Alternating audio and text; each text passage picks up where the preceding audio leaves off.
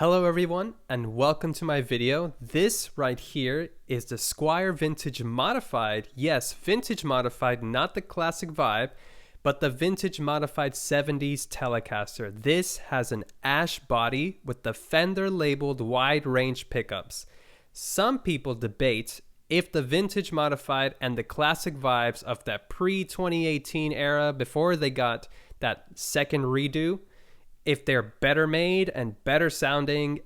In my opinion, I don't know because I've never tried the newer classic vibes, only the older ones and the old Vintage Modified.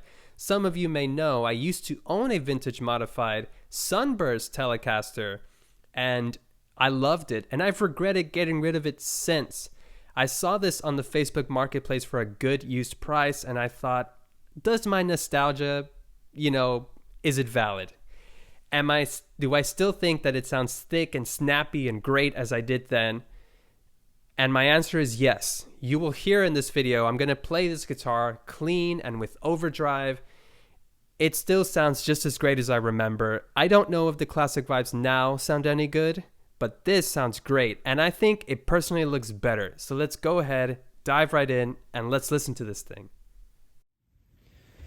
Alright guys, this is the guitar. Now before I get started, I would like to shamelessly plug something, although I'm not very ashamed of what I'm about to say. I did an album back in 2016 of this, playing this guitar, except it was the Vintage Modified model, but it was not this ash body one. It was the Sunburst model. I even posed on the album cover with it.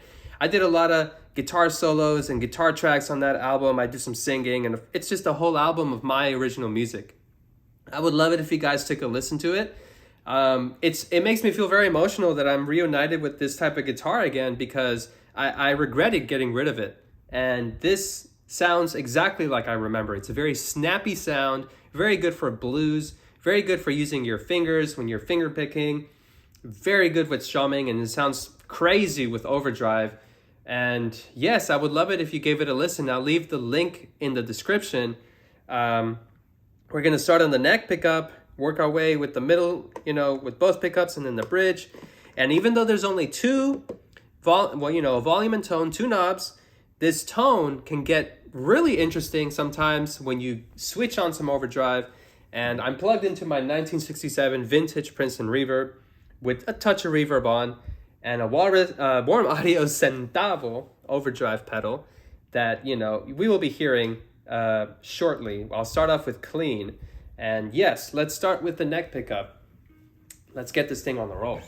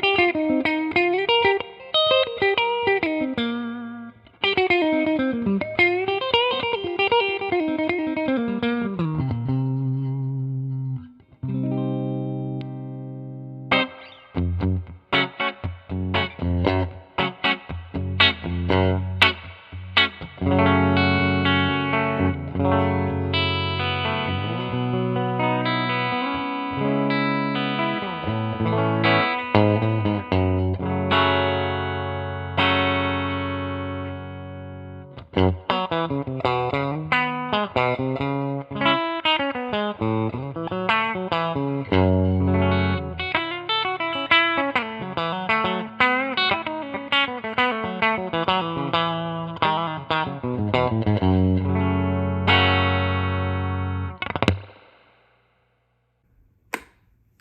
there's a really cool trick when I kick in this overdrive pedal.